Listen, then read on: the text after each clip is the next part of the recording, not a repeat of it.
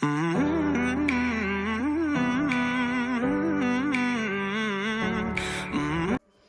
les amis, j'espère que vous allez bien. Aujourd'hui, on va faire une recette de sauce tomate avec du poulet de chair. Il y a déjà une recette de sauce tomate sur ma chaîne. Je l'ai faite avec du poulet fermier, le poulet dur, parce que c'est ce qui est recommandé pour ce genre de sauce. Mais je refais cette recette pour montrer que avec le poulet de chair aussi, on peut très bien faire la recette. Alors, sur le poulet, comme vous le voyez, j'ai déjà mis ma marinade. Je l'ai mariné depuis hier et je l'ai conservé au réfrigérateur. Comme ça, dès que je rentre à la maison, le poulet, il est prêt à être utilisé. Je vais rajouter sur mon poulet la moitié d'un oignon que j'ai râpé. Et je vais mettre au feu pour pré-cuire le poulet, mais juste pendant 20 minutes. Parce que, comme je l'ai dit, c'est le poulet de chair. Il n'a pas besoin d'un long moment de pré-cuisson. Donc, si vous avez remarqué tout à l'heure, je n'ai pas rajouté d'eau dans le poulet avant de le mettre à pré-cuire. C'est fait exprès. Je voulais que le poulet relâche lui-même son propre jus pour créer un bon concentré de saveur, vu que c'est le poulet de chair. Maintenant, ça va faire plus de 5 minutes que le poulet est en train de bouillir. Je viens maintenant rajouter de l'eau. Je rajoute de préférence de l'eau chaude pour ne pas faire retomber la température. Je rajoute l'équivalent de 400 ml d'eau. Et j'ai oublié de le préciser. La marinade que j'ai utilisée, c'est ma marinade spéciale poulet, dont la recette a été publiée il n'y a pas si longtemps sur ma chaîne. Je laisserai le lien pour ceux qui sont intéressés. Donc, je vais recouvrir la casserole et laisser le tout bouillir encore 15 à 20 minutes pour former un bon bouillon que nous allons utiliser pour cuisiner la sauce. Si vous n'avez pas la marinade, vous pouvez toutefois assaisonner votre poulet avec des épices et autres assaisonnements de votre choix. Pendant que mon poulet est en train de pré-cuire, je vous montre les légumes que je vais utiliser. 2 poivrons rouges, 3 tomates fraîches, 2 oignons violets. On peut aussi utiliser l'oignon blanc. Alors, j'utilise 2 oignons parce que mes oignons sont un peu moyens. Si votre oignon est gros, vous pouvez utiliser qu'un seul. Une carotte et du piment à la quantité selon ce que vous supportez. Je vais transférer le tout dans un plat qui va au four pour rôtir mes légumes. Si vous n'avez pas de four, vous pouvez mettre vos légumes dans une poêle anti-adhésive avec un peu d'huile et faire rôtir pendant 15 à 20 minutes jusqu'à ce que les légumes deviennent bien tendres avant de les mixer. Au bout de 20 bonnes minutes de pré-cuisson, je vais venir maintenant retirer mon poulet.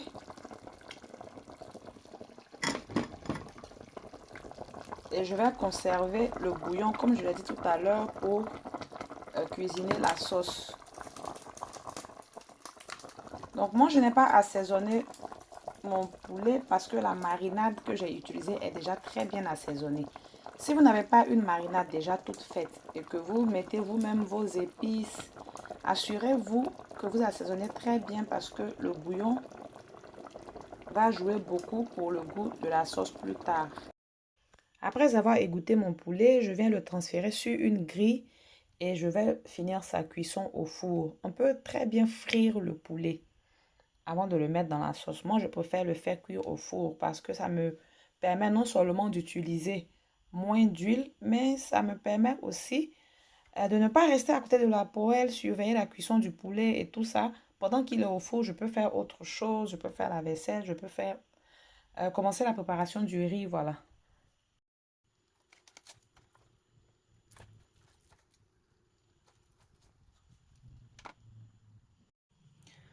Au bout de 40 minutes au four à 200 degrés, mes légumes sont prêts. Je viens les retirer, les transférer dans un mixeur pour pouvoir les broyer. N'oubliez pas, comme je l'ai dit, si on n'a pas de four, on peut le faire dans une poêle anti-adhésive, c'est-à-dire la poêle qui ne colle pas.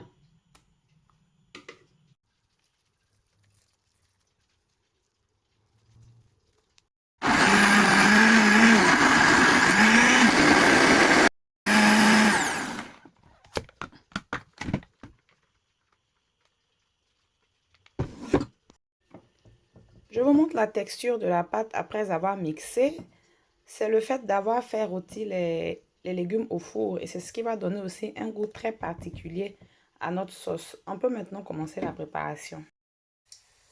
Donc pour la sauce, j'ai renversé de l'huile dans une casserole. Il faut être généreux avec l'huile. On peut toujours retirer l'excédent à la fin de la préparation. Mais en début de préparation, c'est important à cause de la quantité de concentré de tomate qu'on va utiliser.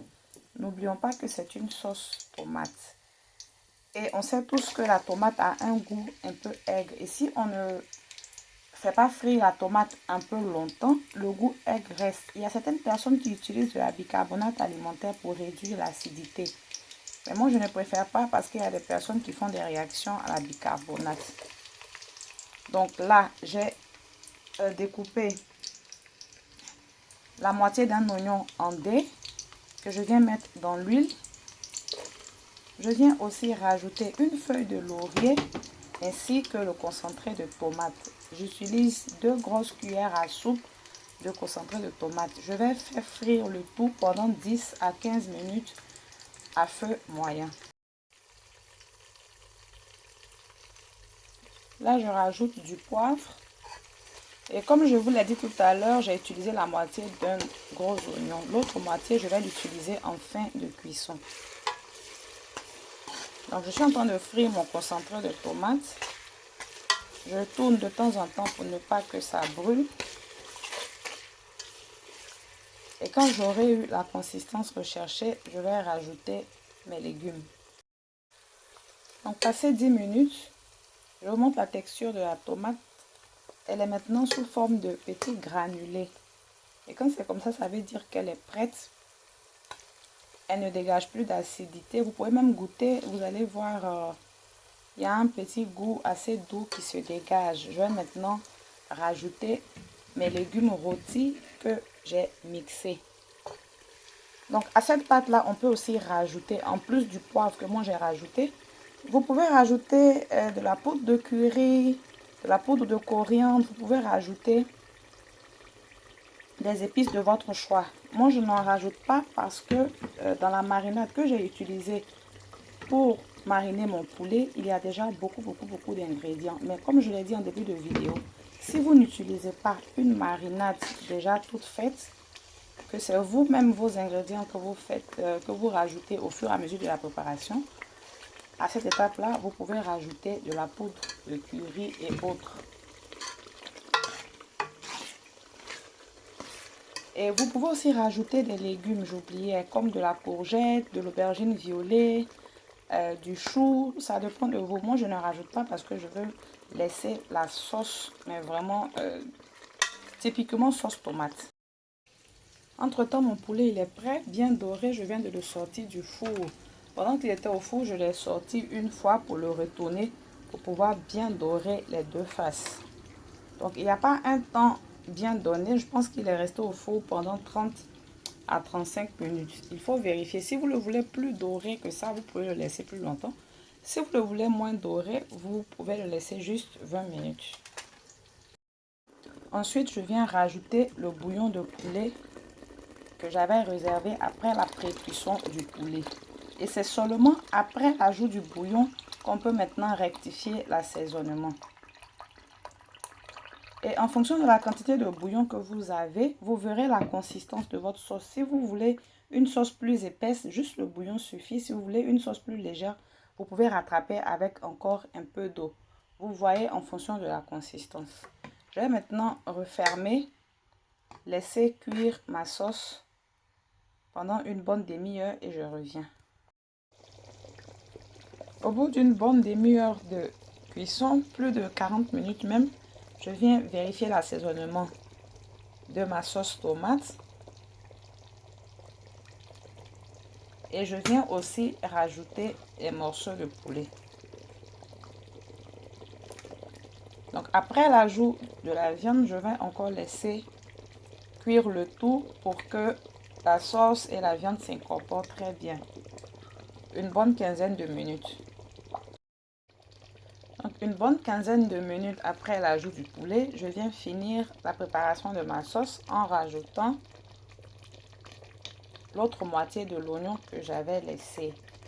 L'oignon que j'ai utilisé pour frire le concentré de tomate en début de préparation. Je vous avais dit que j'avais laissé l'autre moitié et bien voilà. Après l'ajout de l'oignon, 2 à 3 minutes, on éteint le feu et la sauce est prête à être servie. Et comme vous l'avez remarqué, j'ai retiré l'excédent d'huile.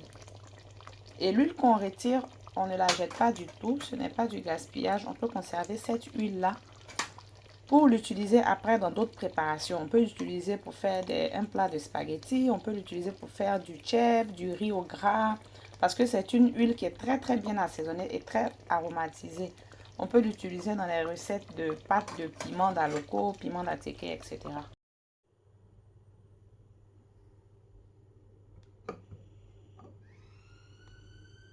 Nous arrivons à la fin de la vidéo. Je vous montre le résultat final de la sauce. C'est un vrai délice que je vous invite à essayer. Vous m'en direz des nouvelles. Je laisserai le lien de la première vidéo avec le poulet dur. Je laisserai aussi le lien en barre d'infos de la marinade tout usage. Alors n'oubliez surtout pas de liker la vidéo. C'est très important. On se retrouve bientôt pour une autre recette. Bye!